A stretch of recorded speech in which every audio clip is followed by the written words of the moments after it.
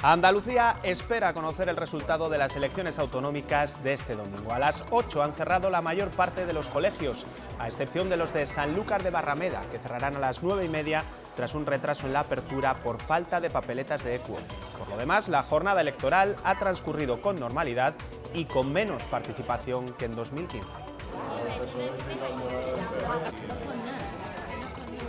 Buenas noches. De hecho, la participación a las 6 de la tarde era 5 puntos menor que en las últimas elecciones autonómicas. Ese problema en Sanlúcar de Barrameda va a retrasar el inicio de los resultados oficiales, mientras los partidos esperan ya en sus cuarteles generales. Durante la mañana vimos votar a los candidatos. La socialista Susana Díaz fue increpada por dos apoderados de Vox que han sido apartados por el partido. Todos los candidatos han insistido en la importancia para Andalucía.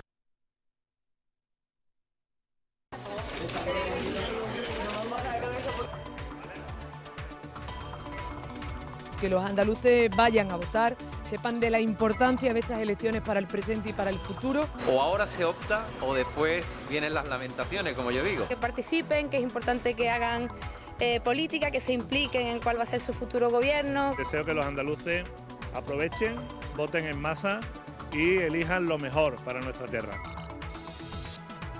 El presidente de la Junta de Castilla y León considera que hay que centrarse en recuperar el espíritu de la Constitución española en vez de reformarla. Juan Vicente Herrera también sigue apostando por el sistema autonómico. Asegura que no hay que dar marcha atrás y arruinar un modelo que funciona bien.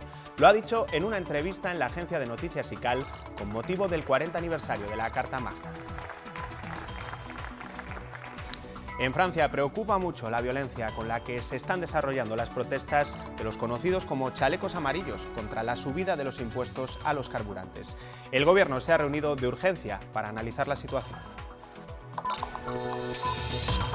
Una reunión en la que finalmente no se ha declarado el estado de emergencia. En París han acordado iniciar un diálogo con los líderes de esas protestas. Este fin de semana los disturbios dañaron el Arco del Triunfo, provocaron más de un centenar de heridos y hay 400 detenidos.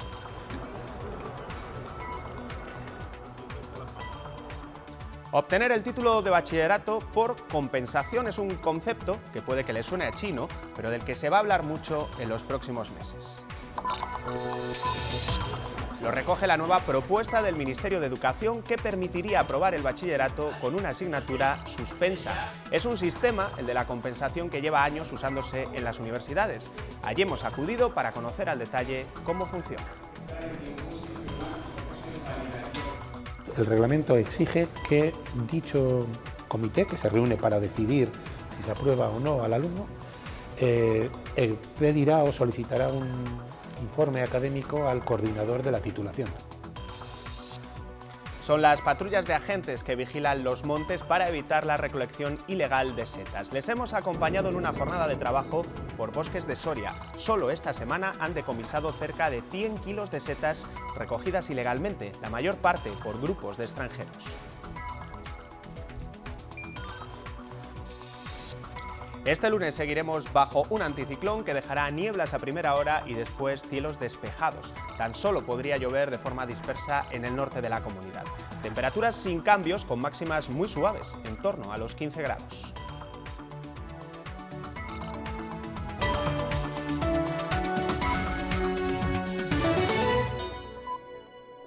La mayor parte de los colegios electorales han cerrado a las 8 de la tarde y ya se empiezan a conocer los primeros sondeos a pie de urna. El de ABC deja un resultado tan ajustado que si pactaran las derechas podrían llegar a desbancar a Susana Díaz de la presidencia de la Junta de Andalucía. Según esta primera encuesta, atención porque Vox entraría con entre 8 y 10 diputados, Ciudadanos subiría de 9 a 20, el PSOE pasa de 47 a 37 diputados, sería el peor resultado de su historia en Andalucía. Descenso también del PP de 33 a 22 y Adelante Andalucía obtendría un resultado muy parecido al del año 2015. Los datos oficiales no empezarán a salir hasta pasadas las 10 de la noche, un retraso que está provocado por la falta de papeletas de EQUO en varios colegios de Sanlúcar de Barrameda. Por lo demás, la jornada ha transcurrido sin incidentes y con una participación menor que en 2015. El último dato que conocemos a esta hora, el de las 6 de la tarde, registra un 46% de participación. Son 5 puntos menos que en las últimas autonómicas. En Sevilla veíamos votar a Susana Díaz. Lo hacía con su familia, sobrina incluida, cuando dos apoderados de Vox han increpado a la presidenta. El PSOE lo va a denunciar a la autoridad electoral, mientras Vox, que puede dar la sorpresa y entrar en el Parlamento andaluz, dice que ya los ha apartado. Que los andaluces vayan a votar, sepan de la importancia para la convivencia, para el respeto, para el avance, para que nadie pare a esta tierra ni la bloquee, ni genere crispación entre nosotros. Más tranquilo en Málaga ha depositado el voto el candidato popular Juanma Moreno. Llegaba con su mujer. O ahora se opta o después vienen las lamentaciones, como yo digo. Y por tanto quedarse en casa, el no participar, al final lo único que lleva es a la melancolía. En Cádiz votaba Teresa Rodríguez. Es importante que participen, que es importante que hagan política, que se impliquen en cuál va a ser su futuro gobierno. El último en votar ha sido Juan Marín. Deseo que los andaluces aprovechen, voten en masa y elijan lo mejor para nuestra tierra. El candidato de Ciudadanos se retrasaba porque algunos colegios en Sanlúcar de Barrameda no han abierto a la hora. Estas papeletas, las de EQUO, faltaban en los centros. Ese tiempo perdido lo añadirán esta tarde a la hora de cierre. Los resultados que conozcamos esta noche en Andalucía marcarán la estrategia política de los próximos meses. Hoy hace exactamente medio año que Pedro Sánchez prometió su cargo como presidente del Gobierno. Vamos a hacer un repaso a un mandato donde hasta ahora los gestos y la agenda internacional han sido más protagonistas que la labor legislativa de un Gobierno en minoría. El 2 de junio, sin elementos religiosos, arranca un mandato lleno de gestos. Más mujeres que hombres en el Consejo de Ministros. Y el gabinete más corto. En una semana le dimite el primer ministro y en 3 meses la segunda. Otros 4 están contra las cuerdas, él mismo por su tesis doctoral. Hay dudas razonables. Usted ha convertido su pregunta parlamentaria en un lodazal. Se ha recrudecido la dialéctica con Rivera y Casado. A su lado, el señor Rajoy es un moderado. Y ha mejorado su relación con Iglesias. Cogobernar juntos desde el Parlamento. Hasta el punto de escenificar con él la elaboración de unos presupuestos que no verán la luz. Al Congreso ha llevado cerca de 15 reales decretos, algunos muy discutidos. Vamos a proceder a la exhumación de los restos del dictador Franco. Criticado por llevar el postureo a Moncloa, cierto es que ha impreso una campaña de imagen que le ha llevado a cometer errores. Ha recorrido 16 países y los kilómetros equivalentes a 3 vueltas al mundo. El destino más repetido, Bruselas, donde había que cerrar un Brexit que nos tocaba de cerca, concretamente a la altura de Gibraltar. Europa y el Reino Unido han aceptado las exigencias que había marcado España. Por Moncloa han pasado ya todos los presidentes autonómicos y varios mandatarios extranjeros, aunque con algunos ha elegido escenarios más pintorescos. ¿Que hay ahí un jabalí? Pues pone la solución a 2 grandes problemas. No vamos a resolver ni a renovar la financiación autonómica. La solución en Cataluña, que no será inmediata. Y sigue con una hoja de ruta marcada por un discurso muy claro. Lo que voy a hacer es atender a los intereses generales y todo lo demás es ruido. Y así hasta... Y elecciones habrá. Quizá lo que ocurra hoy en Andalucía le ayude a tomar decisiones. Juan Vicente Herrera considera mucho más urgente recuperar el espíritu constitucional que reformar un texto que es el mayor logro conseguido en nuestra historia. Es una de las declaraciones que ha realizado en una entrevista a la agencia de noticias ICAL con motivo del 40 cumpleaños de la Carta Magna. Además, el presidente de la Junta de Castilla y León apuesta por el modelo autonómico ante las últimas propuestas de recentralización de competencias. Dice Herrera que no podemos dar marcha atrás y arruinar un modelo autonómico que funciona bien. En Francia, reunión de urgencia del Gobierno para analizar los disturbios de este fin de semana. Más de 400 detenidos y un centenar de heridos en la última convocatoria de los chalecos amarillos. En París comenzamos nuestro repaso a la actualidad internacional en formato breve. Los 11 inmigrantes rescatados frente a las costas de Libia hace 10 días por el pesquero español ya están en Malta. Tras recibir la orden del gobierno español, una nave de la Guardia Costera de Malta recogió a los rescatados a 13 millas de la costa poco antes del mediodía. La posibilidad de declarar un estado de emergencia tras los disturbios ocurridos en París ha sido descartada por el presidente francés Emmanuel Macron.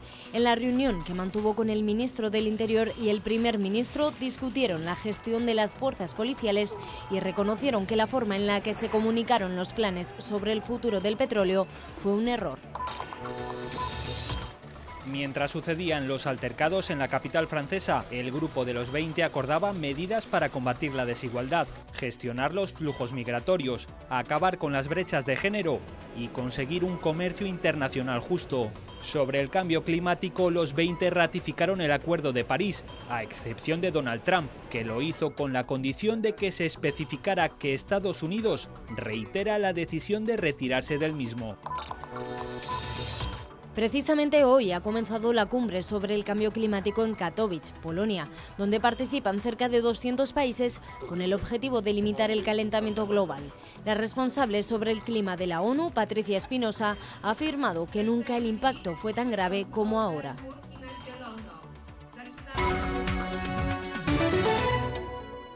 Solo en esta semana, en los Montes de Soria, se han decomisado más de 100 kilos de setas recogidas de forma ilegal. Los grupos de recolectores sin permiso son una amenaza para la micología de la comunidad. Hemos acompañado a una de las patrullas que se encargan de vigilar los bosques y de controlar que todos los recolectores tienen la documentación en regla. Hola, buenos días. Hola, buenos días. ¿Qué tal se está dando? Bueno, alguno voy cogiendo. Ah, pues sí, ¿aún llevas? Oh, mira, sí, aquí tiene unos cuantos. La escena es habitual estos días en los Montes de Soria. En este caso, este recolector llevaba todos los papeles en orden. No sucedió así días atrás cuando se decomisaron cerca de 100 kilos. Son grupos de recolectores incontrolados, muchos de ellos de origen rumano, que acuden cuando hay una buena floración. Cerca de 10 agentes, entre ellos medioambientales y del Seprona, realizaron la intervención. Pedimos documentación y demás. Y bueno, la verdad que colaboraron bastante bien, no se pusieron agresivos, en otros momentos sí que llegan a ponerse. Esta vez la temporada micológica, salvo a última hora, apenas ha existido. El problema de estos grupos, de todas formas, sigue estando ahí. Hemos mejorado sustancialmente, sobre todo mucho gracias a la experiencia de estos años de atrás, donde sí es cierto que nos vimos desbordados. En cuanto a dónde establecer los límites, no obstante, nos queda mucho de avanzar. Se buscan mejoras que eviten el expolio, pero también en la seguridad de los propios agentes medioambientales. Desde luego las armas mejorarían nuestra seguridad, pero lo que me parece más importante es cómo las vamos a tener, en qué condiciones y cuál va a ser su uso, ¿no? La aparición de esta bolsa con setas, por cierto tóxicas, denota que hoy ha habido recolectores ilegales. Los han avistado seteros locales que han alertado a los agentes. La colaboración ciudadana es algo fundamental para intentar atajar este problema. La azucarera Acor ha cerrado la campaña de recogida de remolacha con 3,5 millones de euros de pérdidas antes de impuestos. El año anterior la cifra era de 1,5 millones de beneficios. Las pérdidas de este año se deben, según su presidente, César Rico, a la brutal caída del precio del azúcar a nivel comunitario. Estas cuentas se someterán a aprobación en la asamblea de este próximo miércoles. Nueva mala noticia para la economía del norte de Palencia. El Ayuntamiento de Guardo ha anunciado el cierre, al menos por unos meses, del matadero municipal. Una instalación que da servicio no solo a localidades palentinas, sino también a localidades de León y de Cantabria. La noticia del cierre del matadero ha sido inesperada para los 3 trabajadores. Nos vemos en la calle y ya sabemos cómo está la zona. Yo no me lo esperaba. Llevábamos 2 años trabajando bastante bien. El ayuntamiento anunció su intención de sacar a concurso el servicio porque la normativa impide mantener una instalación de estas características y da pérdidas. El alcalde insiste en que no se cerrará definitivamente, solo hasta que una empresa privada adquiera el concurso. No se va a cerrar el matadero. Vamos a pasar por un periodo de un mes y pico que no se va a poder prestar servicio en el matadero. Pero luego va a tener otro servicio nuevo. Los trabajadores rechazan este argumento y aseguran que hay carga de trabajo. Calculan que el pasado año pasaron por la instalación más de 15.000 cabezas de ganado. Entre el gremio de carniceros y ganaderos también muestran su preocupación. Si cierra el matadero, se incrementarán los costes. No va a estar cebando aquí animales, digamos, ecológicos, para llevarlos a otro matadero a Palencia, a Burgos, donde sea, para que nos coman la mitad. Puede ser causa incluso de cierre de muchos establecimientos. Los trabajadores cuentan con el apoyo de la oposición del ayuntamiento y los sindicatos, que ya anuncian movilizaciones. Desde encierros a movilizaciones y manifestaciones. Guardo no se puede permitir elevar la tasa de paro. El próximo 17 de diciembre se decidirá el futuro del matadero de Guardo. Propuestas para reducir el ruido o para dar una segunda vida a los kioscos urbanos que han quedado vacíos. Son 2 de los 5 proyectos seleccionados en el certamen La Ciudad Imaginada, un foro de encuentro y de participación ciudadana para mejorar Valladolid. Este semáforo del ruido ha salido de Melisa, que con apenas 16 años ha tenido una gran idea. Aquí en Valladolid hay muchísimo ruido, entonces que una solución podría ser poner un semáforo pues para que haya más silencio. Está hecho con Arduino, que es un microprocesador, que es una pequeña placa, mide la cantidad de decibelios, entonces cuantos más decibelios pues bueno, se pone en rojo. Teresa, por su parte, pensó que los inutilizados kioscos que hay por Valladolid podrían tener una segunda vida. Que los kioscos puedan ser centros de venta, que no sea solamente de prensa, chuches y demás, que se amplíe, que sea un espacio dinamizador de la zona que van a ocupar. Ellas son las promotoras de 2 de los 5 proyectos finalistas de los 60 que se han propuesto en la Ciudad Imaginada. Provocar esa ciudad que está escondida, que nunca sale, y lo que queríamos era pues que toda la gente que pudiese participar lo hiciese presentando ideas y proyectos. Y para que esos proyectos se materialicen han participado 300 personas. Uno solo en estas cosas se bloquea. En grupo, efectivamente, han ido saliendo muchas ideas, han ido muchas aportaciones que bueno, se han plasmado. La Ciudad Imaginada es un laboratorio en el que las ideas bullen y en el que los vecinos se sienten más partícipes del espacio en el que viven, usando la imaginación como la base para cambiar nuestras ciudades. Conseguir el título de bachillerato sin haber aprobado todas las asignaturas. Es una de las medidas que incluye la nueva propuesta del Ministerio de Educación, un bachillerato flexible que permitiría aprobar esta etapa formativa a pesar de tener una asignatura suspensa. En la universidad está implantado desde hace años, se llama aprobar por compensación.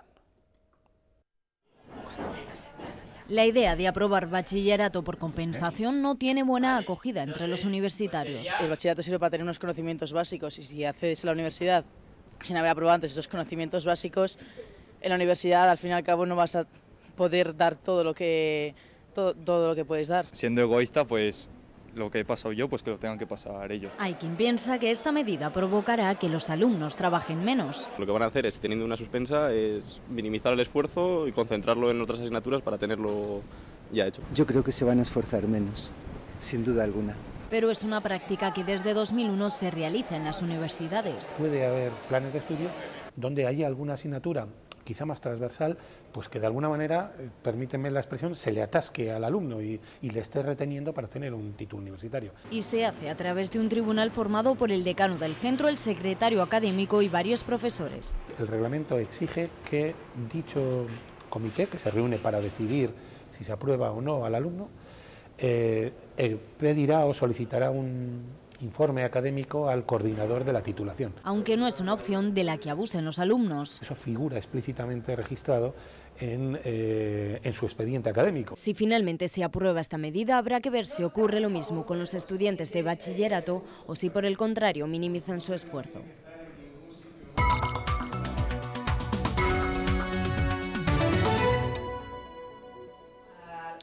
Se cumplen 40 años de la Fundación Atapuerca y 18 desde que los yacimientos fueron declarados Patrimonio de la Humanidad.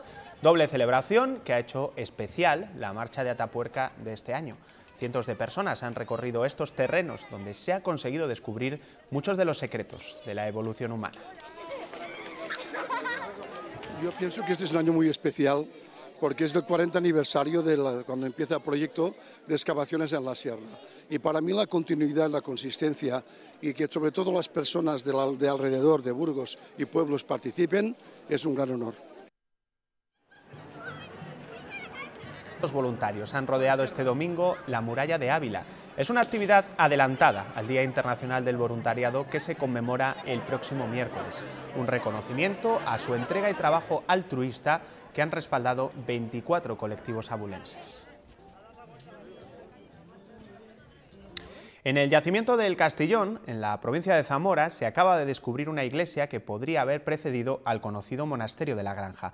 Es el principal hallazgo de la 10ª campaña de excavaciones que hasta el momento data restos desde el siglo V. Hace 2 años se descubrieron 2 tumbas infantiles datadas en el siglo IX.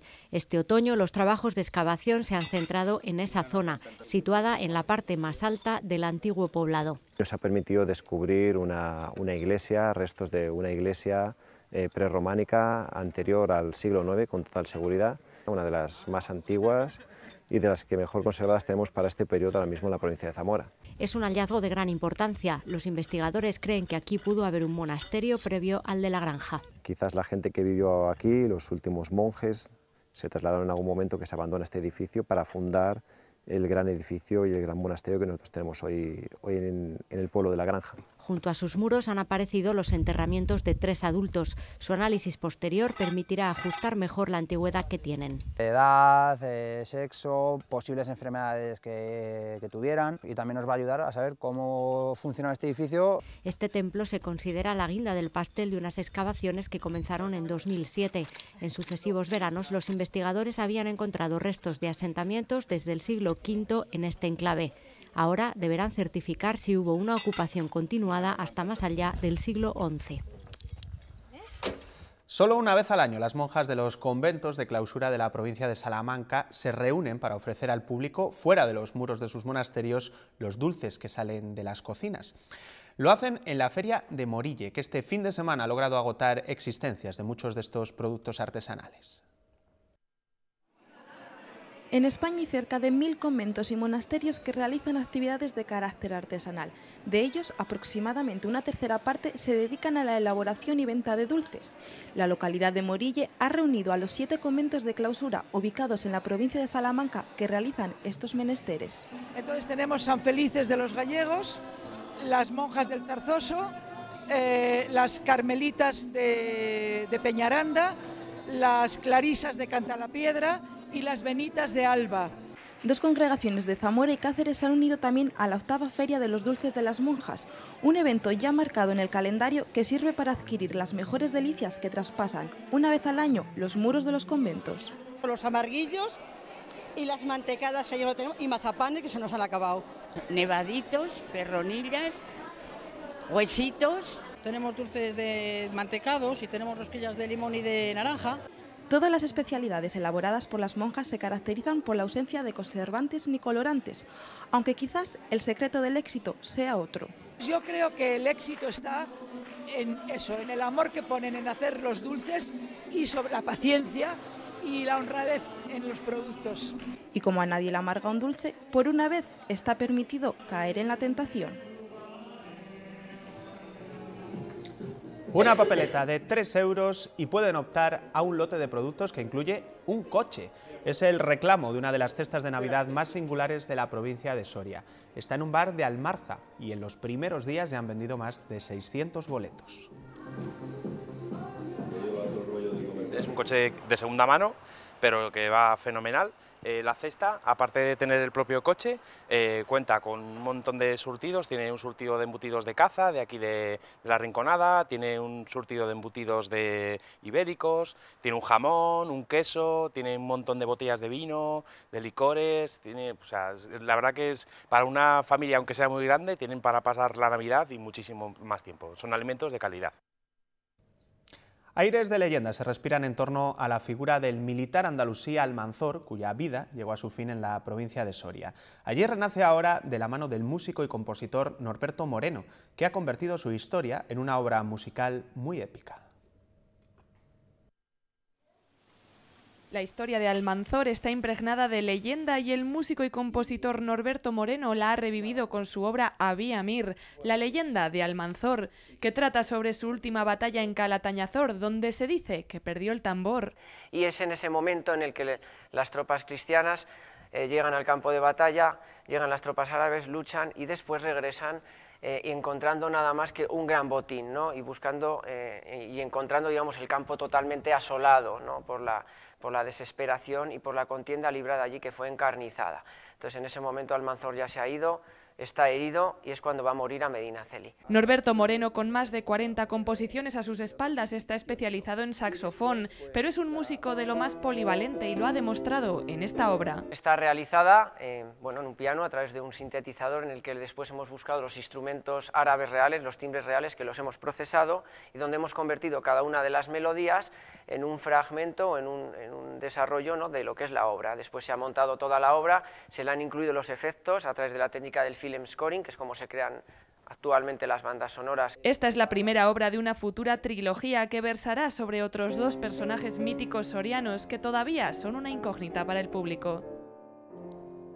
Segoyás ha dejado durante todo el fin de semana conciertos y actividades relacionadas con este estilo musical.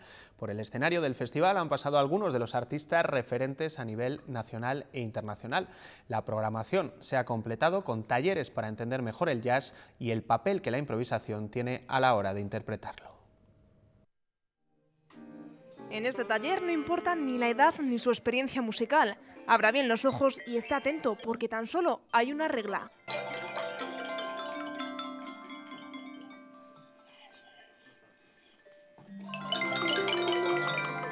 Con este taller de Jazz para Todos lo que pretendemos es acercarlo un poco a grandes y pequeños y hacer comprender las pequeñas reglas que tiene, y la verdad es que yo creo que al final todo el mundo lo disfruta y digamos que lo pone en valor.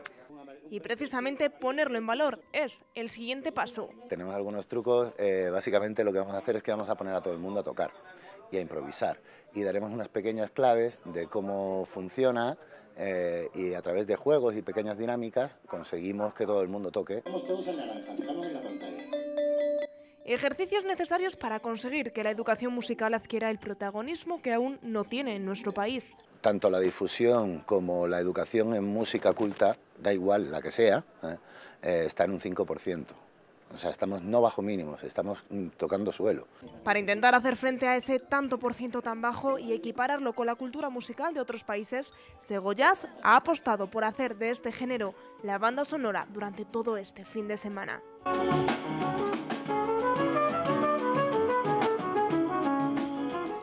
La gira de más de 60 conciertos por España y Portugal de la Film Symphony Orchestra recala esta tarde en Valladolid. El Centro Cultural Miguel Delibes ha disfrutado del espectacular recital homenaje a John Williams, compositor de bandas sonoras tan míticas como Tiburón o Star Wars.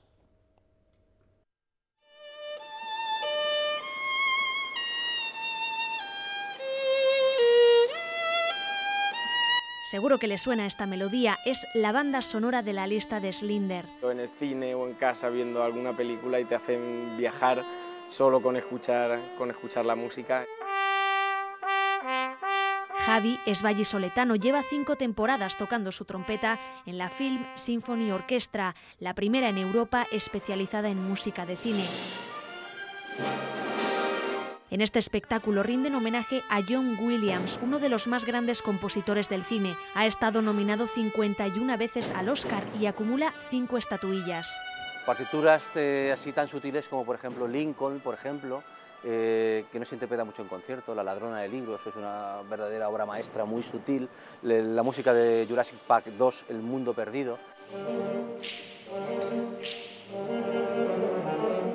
La puesta en escena combina luces y efectos que transmiten esa esencia cinéfila. A veces se emocionan hasta el punto de llorar, o sea, es increíble, y otras veces rompen a aplaudir emocionadísimos. Es de tal dimensión el tributo, 5 horas de música que lo han repartido en 2 programas.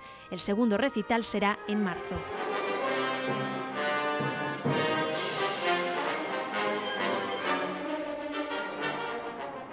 Con música de cine terminamos hoy. A las 10 de la noche llega toda la actualidad del deporte y unos minutos después un avance especial con el resultado de las elecciones en Andalucía. Hasta entonces, buenas noches.